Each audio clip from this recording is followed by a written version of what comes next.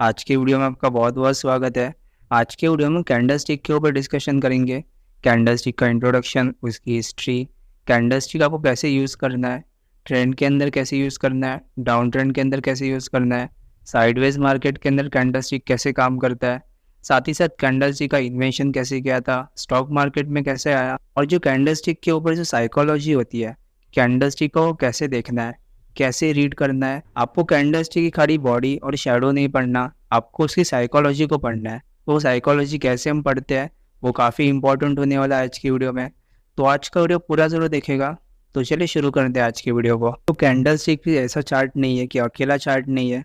इसके अलावा line chart, bar chart, renko charts ये भी देख सकते हो।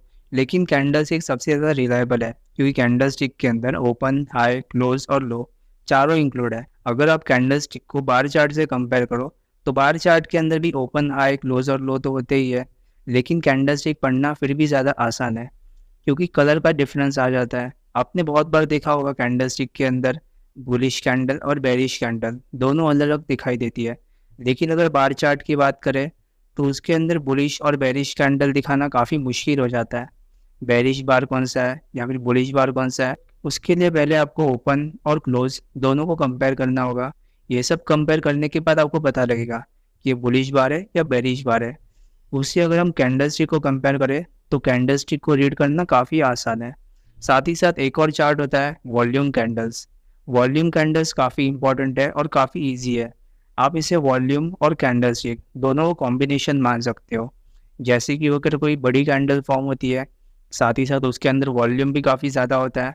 जैसा कि आप चार्ट पर देख रहे हो उसमें कैंडल काफ़ी बड़ी दिखाई दे रही है, लेंथ से भी और ब्रेथ से भी। लेकिन अगर आप इसे नॉर्मल कैंडल स्टिक चार्ट से कंपेयर करो तो अपनी कैंडल नॉर्मली दिखाई देगी, उसमें कोई बड़े वॉल्यूम नहीं दिखाई देंगे। वॉल्यूम आप इसे कंपेयर कर सकते हो। वॉल्यूम को कंबाइन करना काफ़ी आसान है। आप इसे नीचे इंडिकेटर के साथ में लगा सकते हो। लेकिन अगर आप वॉल्यूम कैंडल स्टिक देखते हो तब भी काफ़ी रिलायबल साबित हो सकता है। लेकिन पैटर्न्स देखना काफ़ी मुश्किल हो जाता है वॉल्यूम कैंडल स्टिक के ऊपर। तो अगर आपको पैटर्न्स दिखाई देना है तो आप नॉर्मल कैंडल स्टिक का इस्तेमाल ही कर सकते हो।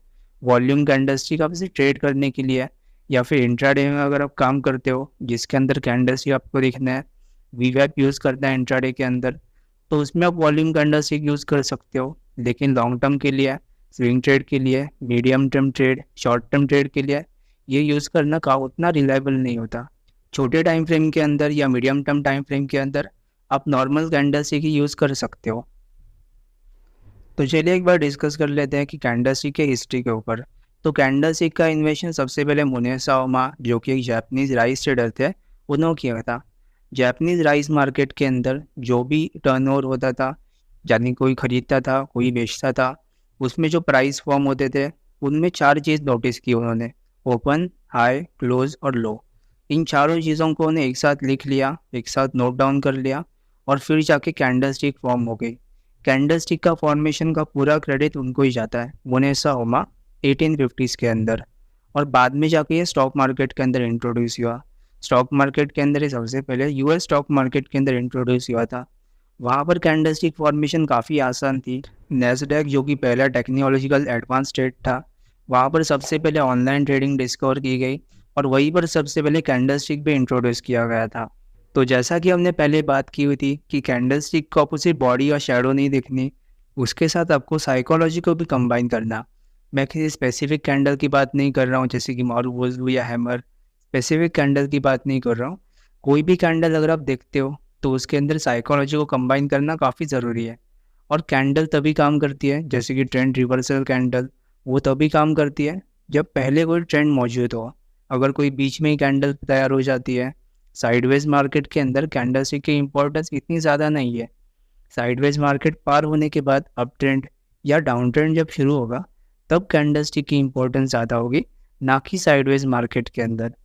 अगर आप साइडवेज मार्केट के अंदर कैंडल स्टिक को कंबाइन करते हो तो शायद उतना रिलेवेंस ना हो सके या फिर उतने अच्छे रिजल्ट्स ना मिल सके आपको। तो एक बार जान लेते हैं कि कैंडल स्टिक के अंदर ओपन, हाई, क्लोज और लो कैसे बढ़ता है। जैसा कि आप स्क्रीन पर देख रहे हो, ये एक बुलिश कैंडल है और बेरिश कैंडल। अब बुलिश कैंडल का ग्रीन कलर है और बेरिश कैंडल का रेड कलर है। अलग अलग सॉफ्टवेयर के अंदर इसमें अलग अलग कलर हो सकते, जैसे कि किसी सॉफ्टवेयर के अंदर आपको ब्लैक एंड वाइट कलर भी नज़र आ सकता है। अभी हम ग्रीन और रेड कैंडल यूज़ कर रहे हैं, आप चाहे तो इसे ब्लैक एंड वाइट भी कर सकते हो। सबसे पहले हम बुलिश कैंडल की बात कर लेते हैं। बुलिश कैंडल का कलर ग्रीन है, इसके अंदर ओपन, हाई, क्लोज और लो फॉर्म हुआ। अब ये नीचे का प्राइस जो देख रहे हो वो ओपनिंग प्राइस है, और जो ऊपर का प्राइस है वो क्लोजिंग प्राइस है। इसका साफ साफ मतलब है ये किसी एक दिन की कैंडल हो सकती है, एक महीने की कैंडल हो सकती है, एक हफ्ते की कैंडल हो सकती है, या फिर 1 मिनट की भी कैंडल हो सकती है। 1 मिनट के अंदर ये स्टॉक जिस रेट पे खुला था उससे ऊपर जाके बंद हुआ, तब जाकर ये ग्रीन कैंडल फॉर्म हुई। और बेरिश कैंडल के अंदर ठीक उल्टा, जिस रेट पे कैंडल बंद हुई वो रेट काफ़ी नीचे था ओपनिंग प्राइस से, उसे हम बेरिश कैंडल कहते हैं। ओपन और क्लोज के बीच में जो डिफरेंस होता है उसे हम डिसाइड करते हैं कि कैंडल बेयरिश होगी या बुलिश होगी। साथ ही साथ जो अपर शेडो आप देख रहे हो, उस शेडो का मतलब है कि पूरे टाइम के अंदर इस कैंडल ने कौन सा हाई पॉइंट बना हुआ। जैसे कि मान लेते हैं कि 1 डे का कैंडल है, तो पूरे दिन के अंदर कौन सा पॉइंट है जिसमें सबसे बड़ा हाई बना है, और जो लोअर शेडो है उसका मतलब है कौन सा कैंडल या कौन से रेट पे सबसे ज़्यादा लो तैयार हुआ है। सिंपल टर्म्स में अगर बात करें तो लोअर शेडो का मतलब है लो प्राइस और हायर शेडो का मतलब है हाई प्राइस। और बॉडी के अंदर हमें वही चीज़ दिखाई देती है जो कि है ओपनिंग प्राइस और क्लोजिंग प्राइस के बीच में डिफरेंस। तो कैंडल स्टिक के अंदर क्या ज़्यादा इंपॉर्टेंट है, बॉडी ज़्यादा इंपॉर्टेंट है या शेडो ज़्यादा इंपॉर्टेंट है, उसका पता हम तभी लगा सकते हैं जब हम दोनों को कंपेयर करें। तो जैसे मान लेते हैं कि एक हैमर कैंडल है। अब हैमर कैंडल के अंदर आप देख सकते हो कि बॉडी काफ़ी छोटी है लेकिन शेडो काफ़ी बड़ी है, तब आपको शेडो को इम्पोर्टेंस ज़्यादा देनी है। इसके एकदम अपोजिट मारूबोजू कैंडल। अब मारूबोजू कैंडल के अंदर शेडो काफ़ी छोटी हो सकती है या शेडो होती ही नहीं ज़्यादातर केसेस के अंदर, और बॉडी काफ़ी बड़ी होती है। तो उस केस के अंदर वो शेडो को इम्पोर्टेंस नहीं देनी, बॉडी को ज़्यादा इम्पोर्टेंस देनी है। साथ ही साथ आपको साइकोलॉजी के साथ कंबाइन करना है इसको, कि किस जगह पर फॉर्म हुई है कैंडल वो कितने इंपॉर्टेंट है, कौन सी जगह पर फॉर्म होना इतना इंपॉर्टेंट है कि अगर ट्रेंड रिवर्सल या ट्रेंड कंटिन्यूएशन, उसी से पता लगता है कि कैंडल स्टिक कैसे फॉर्म हुई है और किस जगह पर फॉर्म हुई है। अब देख लेते हैं कि कैंडल स्टिक के अंदर कितनी टाइप्स होती है। अब कैंडल स्टिक के अंदर 2 टाइप्स होती है, ट्रेंड कंटिन्यूएशन और ट्रेंड रिवर्सल कैंडल स्टिक। इन दोनों के पहले ट्रेंड होना काफ़ी ज़रूरी है। जैसे कि देख लेते हैं कि ट्रेंड रिवर्सल कैंडल स्टिक क्या मतलब है। जैसा कि आप स्क्रीन पर देख रहे हो, ये स्टॉक नीचे गिरा जा रहा था, इसमें बीच में हैमर फॉर्म हुई और उसके बाद ये ट्रेंड रिवर्स हो चुका है, तब ये ट्रेंड रिवर्सल कैंडलस्टिक फॉर्म हुई है, तब ये ट्रेंड रिवर्स हो चुका है। ट्रेंड रिवर्सल का मतलब है पहले एक ट्रेंड होना भी ज़रूरी है, तभी हम मान सकते हैं कि ट्रेंड रिवर्स हो चुका है और नया ट्रेंड या फिर उस ट्रेंड की करेक्शन शुरू हो सकती है। और ट्रेंड कंटिन्यूएशन का ही वही मतलब है। जैसा कि आप यहाँ पर स्क्रीन में देख रहे हो, यहाँ पर एक कैंडलस्टिक पैटर्न फॉर्म हुई। यहाँ पर जो ट्रेंड पहले से चल रहा था, पहले से जो अप ट्रेंड चल रहा था, उसको हमेशा के कंटिन्यू कर दिया, तो उसको हम ट्रेंड कंटिन्यूएशन मान सकते हैं। तो ट्रेंड कंटिन्यूएशन और ट्रेंड रिवर्सल, ये 2 टाइप्स होती है कैंडलस्टिक के अंदर। जो भी कैंडलस्टिक फॉर्म होती है उसके अंदर आपको ये सोचना है कि कैंडलस्टिक जब फॉर्म हुई है तब जो बड़ा प्लेयर है, जो बड़ा इंस्टीट्यूशन इन्वेस्टर है, बड़ा एचएनआई है, उन्होंने क्या पोजीशन ली है। अगर कोई भी स्टॉक नीचे गिर रहा था और नीचे गिरते टाइम मारूबोजू फॉर्म होती है, एक बुलिश मारूबोजू फॉर्म होती है, तो उसका ये मतलब है कि कोई बड़ा इंस्टीट्यूशन ये सोचता है कि ये स्टॉक ऊपर जा सकता है यहाँ से, और नीचे गिरने की सीमा ऑलमोस्ट ख़त्म हो चुकी है। अब ऑलमोस्ट ख़त्म होने का ये मतलब है कि आपको कंफर्मेशन का इंतज़ार करना है। कोई भी कैंडलस्टिक आपको सिंगल नहीं देखनी। जैसे मान लेते हैं कि कोई स्टॉक ऊपर जा रहा था या नीचे जा रहा था, उसके बाद डोजी फॉर्म होती है या कोई भी ऐसी कैंडल फॉर्म होती है जो कि ट्रेंड रिवर्सल कैंडलस्टिक है, तो उसके तुरंत बाद आपको डिसीजन नहीं लेना, थोड़ा सा रुकना है, कंफर्मेशन का इंतज़ार करना है, उसकी नेक्स्ट कैंडल कब फॉर्म होती है उसका इंतज़ार करना है, और साथ ही साथ वॉल्यूम को भी देखना है। तभी जाकर आप देख पा रहे हो कि ट्रेड काफ़ी सेफ होते हैं और काफ़ी रिलायबल भी होते हैं। साथ ही साथ ट्रेड के ऊपर आपको कन्विक्शन बढ़ जाती है कि मैंने बहुत सारी चीज़ें देख ली है, यहाँ पर आपको कंफर्मेशन काफ़ी ज़्यादा मिल सकती है। और अगर स्टॉक थोड़ा सा ऊपर नीचे भी करता है, आपको स्टॉप लॉस को हिट नहीं करता, थोड़ा सा ऊपर नीचे करता है, तब भी हम इसे टिके रह सकते हो, क्योंकि कन्विक्शन आपकी काफ़ी ज़्यादा है अगर आप कंफर्मेशन पे लेते हो। और कंफर्मेशन हमें तभी नज़र आएगी जब कंफर्मेशन अगली कैंडल फॉर्म होगी, ना कि एक कैंडल के ऊपर। जैसे कि और एक एग्जांपल देख लेते हैं, ये हैमर फॉर्म हुआ था, आपको इस हैमर के ऊपर ट्रेड नहीं लेना। हैमर का जो अगला कैंडल फॉर्म होगा उस अगले कैंडल की क्लोजिंग जब उसके हाई के ऊपर होगी तभी आपको ट्रेड लेना है, ना कि उससे पहले। और जो हैमर कैंडल आप देख रहे हो, ये हैमर कैंडल तभी फॉर्म हुआ जब कोई ये स्टॉक नीचे गिर रहा था।